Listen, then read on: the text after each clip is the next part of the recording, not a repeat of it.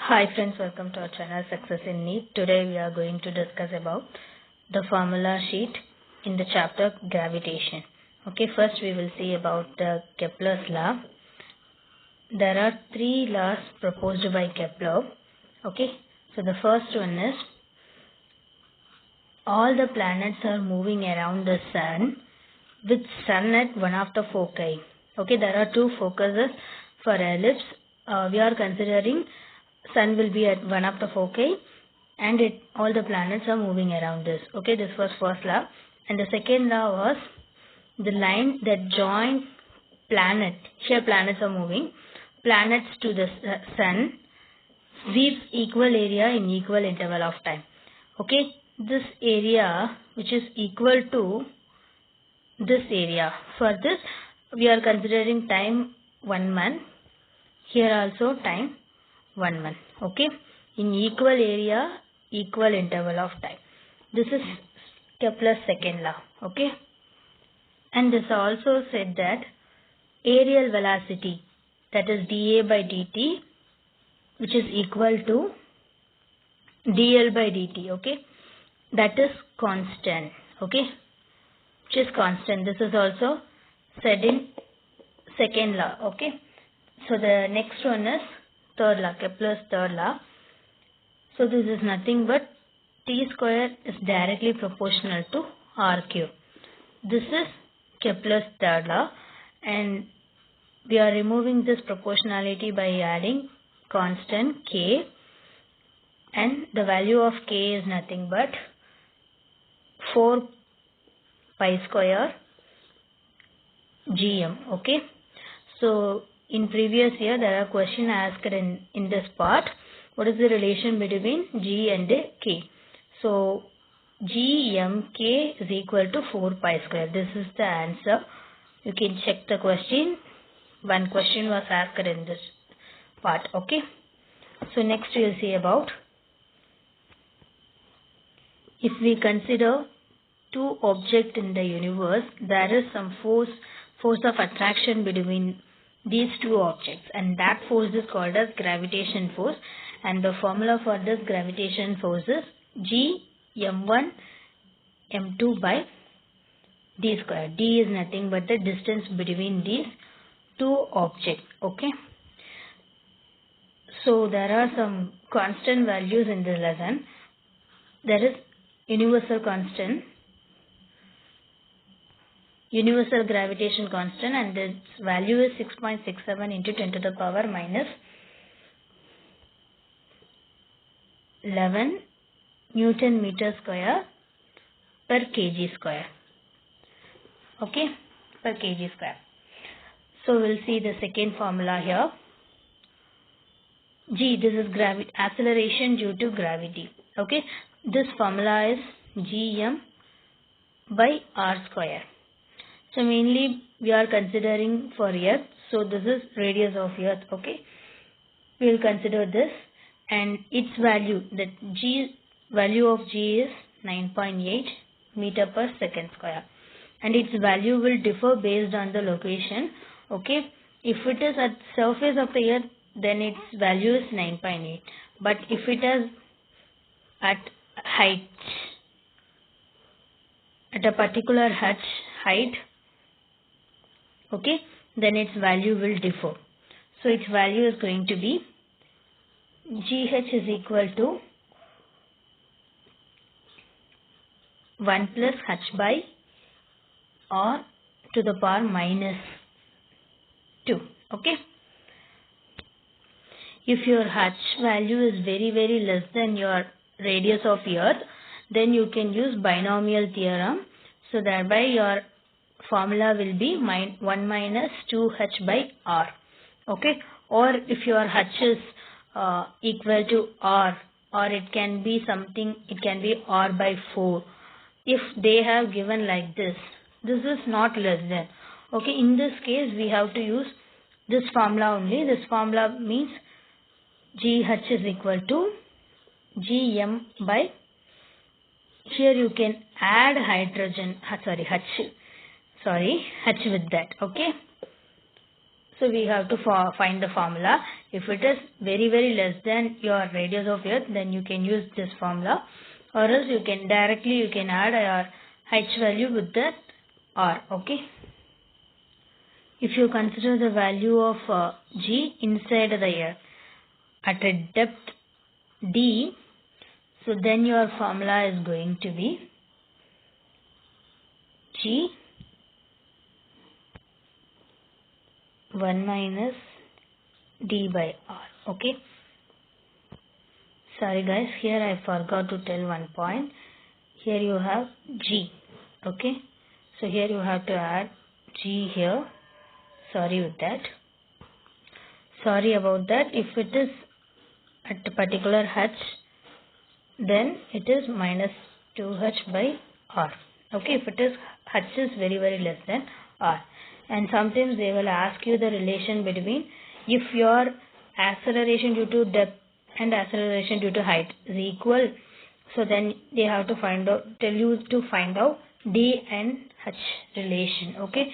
In that case, d is equal to 2h. Okay. This is the relation. Okay. So due to rotation of earth, your acceleration due to gravity will vary. Okay. So that is going to be for that. This value will vary as I am taking as weight. Okay. mg minus, this is normal at surface, m omega square or cos square theta. Okay. If your theta is 0, then at equator level, so cos theta 0, cos 0 is going to be 1. Okay. So then your value is mg minus m omega square r. So this g value is minimum. Okay. This is minimum at equator. If it is at pole, so then it is going to be maximum. How it is maximum? Then mg, so your cos 90 is going to be 0. Okay. So your acceleration due to gravity is equal as that at your surface of the earth. Okay. So then it is maximum. So here they may ask some question like g pole is greater than g equator. Okay. Try to remember this point. And another one formula, gravitational field intensity. This is nothing but F by m. So then its formula is going to be G m1 by r square. Okay. This is going to be gravitational intensity field. Okay. So I am going to see now the energy. Okay. Energy. There are two types of energy, potential and kinetic energy. Okay. Both will add together for total energy. Okay. If your potential energy formula is G me, that is mass of earth and mass of the object, divided by 2r. R is nothing but the distance between the two objects. Okay. And then potential energy is minus G m and by divided by r. Okay. And total energy, if you add these two, you will get this formula. Okay. And this is nothing but the distance between these two objects. They may ask some questions like this. If it is at some distance, if it is at surface of earth, then its formula is fine. If it is at some distance, your satellites are orbiting around your earth at a particular distance, h. Okay. For this, we have to find out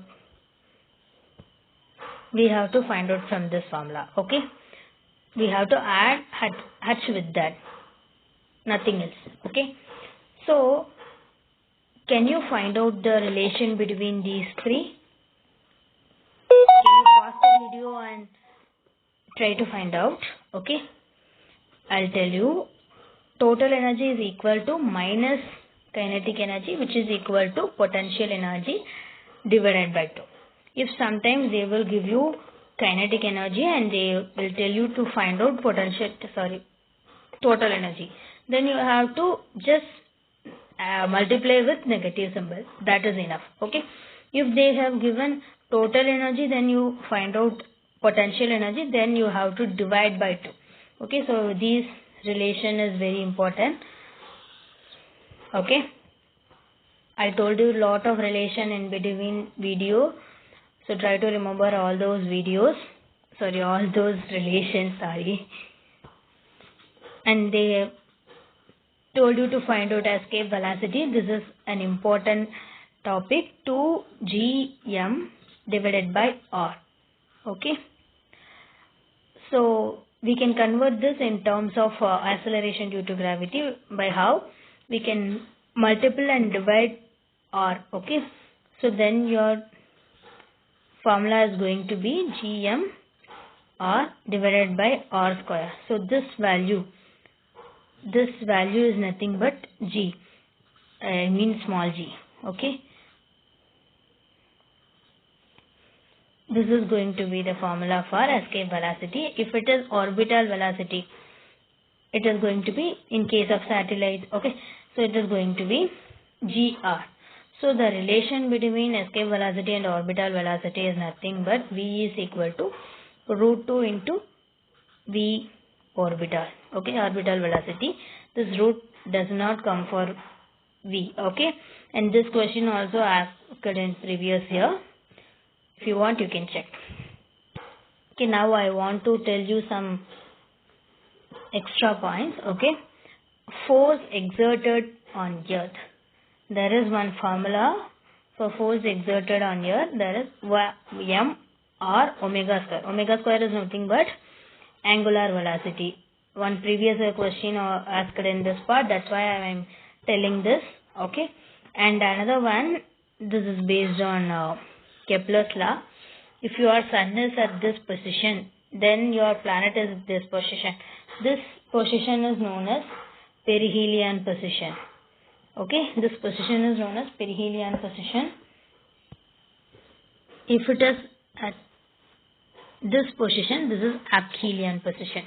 Okay, so I tried my level to cover all the formulas. If you have any doubt, let me know in the comment section. I'll tell you in the next video. Okay, and I will upload different types of question in this chapter soon. Okay, thanks for watching.